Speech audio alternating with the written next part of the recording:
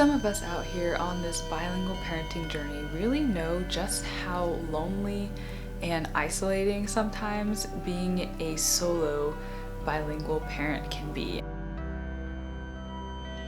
And by that I mean not just those parents who are single parents providing input, but those parents who are part of a couple, but maybe they're the only source of input in that language for their child. Well, if that sounds like you, if you can relate, keep listening because this video is for you. Hi, I'm Stephanie, a PhD student in second language acquisition and a mother to two children that I'm raising bilingually in my non-native language of French. Today we're going to be talking about what it's like to be the sole source of input for your child if you're a bilingual parent trying to raise your child in their non-native language. And I'm going to provide you with a couple tips just to keep you motivated and inspired on this sometimes difficult journey. Probably the first thing that crossed my mind when I decided to raise my son bilingually in my non-native language was, how am I going to do this when I'm the sole source of input for this person? I knew that in order to really make this work in the long term, you really need a tribe around you. And I was just one person, so I wasn't really sure that I could do it. And I definitely remember feeling very discouraged, especially when there were some days that were just really difficult.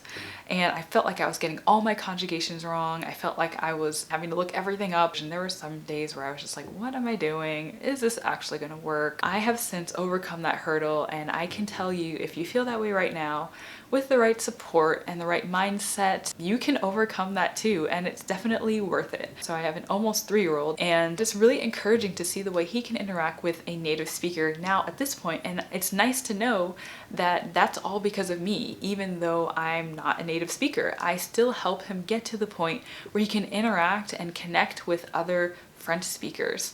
So I definitely think it's worth it. You need to know that you can really take your child far, and that should count for something. So anyway, let's get right into our tips for today. Okay, my first tip to you is to find emotional support.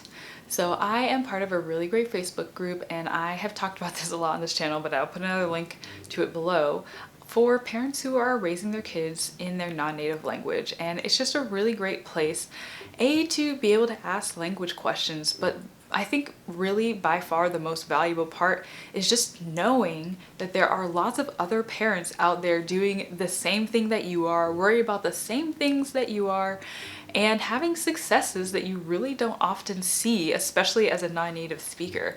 So I think it's just really helpful to know that you're not alone, even sometimes when you feel like you're the only person on earth that is trying to raise their child bilingually in their non-native language.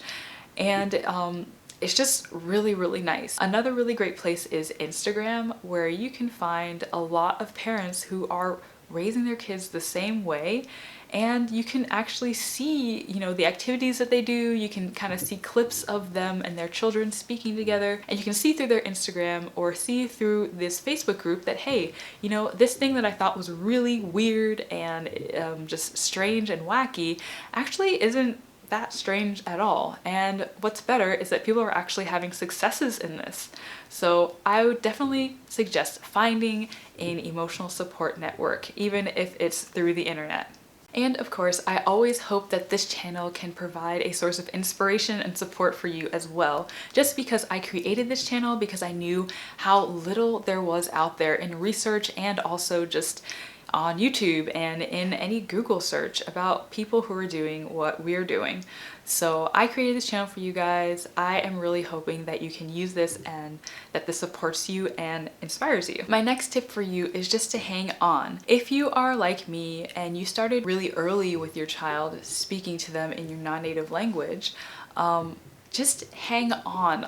I know that there are some days that are really, really difficult where you just feel like you are not on top of things, you are not speaking your best, and you just kind of feel honestly like a fraud some days. Like, I'm just gonna say it, some days that happens. My advice to you is just to keep going and push through and see if you can hang on to when your child is actually a productive speaker of that language. So that would be starting from about 1 when they start to speak a couple words here and there, to really like 2 when they start to speak a lot more and have like actual like sentences and that sort of thing. I will say one benefit of starting really early is that it's a lot easier to maintain a language and have your child work with a native speaker when they're already speaking the language than it is to completely start from scratch. My next tip to you is to make sure that you're taking care of your own language proficiency.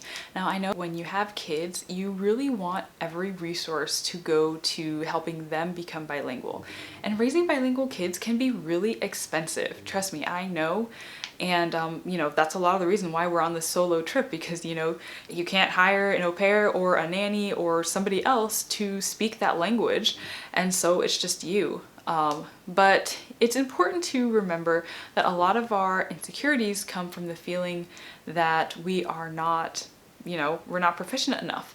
So if you really make sure that you're spending really good time working on your own language skills, that can really help you feel a lot more confident about what you're saying to your kids. The nice thing for you as a language learner is that by raising your kid to be bilingual in this language that is not your native language, you constantly have an opportunity to use the things you learn in this like ultimate feedback loop, which is really great and something that a lot of language learners don't get. My next tip to you is to avoid all friends and family and just random people on the internet like the plague who are not receptive to this endeavor and who are very negative about your attempts to raise a child bilingually in your non-native language.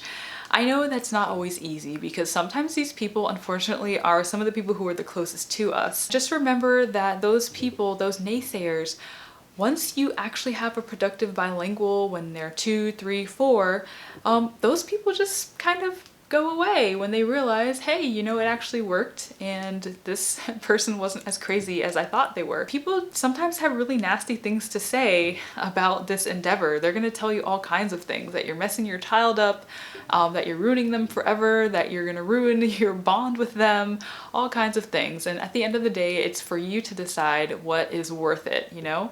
But just make sure that you prepare yourself mentally and also do yourself a favor by avoiding these people and avoiding this topic when you're in the presence of these people. I will also stress, because I'm speaking from experience, that this is really just temporary. I'm telling you, it can feel like it's gonna last forever. And you know, you may think to yourself, how can I do this for 18 years, 20 years, 10 years, 5 years even, with these people who are just so unsupportive of my endeavors? But I am here to tell you, it's really just temporary. You know, a lot of times those people are scared just like you and they don't always understand the issues, but definitely try to educate them. And if they're not really receptive, just remind yourself that this is only temporary. My last tip to you is to remember and practice your elevator speech for why you are raising your children to be bilingual. A lot of times we kind of forget the big picture. Why is this important to us? Why do we want kids to be bilingual? You know, what does this mean to us and as parents, and what's it going to mean to them as kids and as they grow into adults and go into the real world? When you think about those things and just keep the bigger picture in mind, that really helps motivate you in some of the difficult moments. And that might even look like creating something like a vision board, or just sometimes I have like a folder on my computer of like places that I want to go and things that I imagine us doing together as like a bilingual family. Just remember to keep your why close at hand and to think of it often. Okay, that's all I have for you guys today. Don't be discouraged. It really does pay off. And remember that you have a community here in the comments. If you're having struggles, write them down, let us know, and definitely check out those resources I mentioned earlier. Hang on, don't give up, and you got this.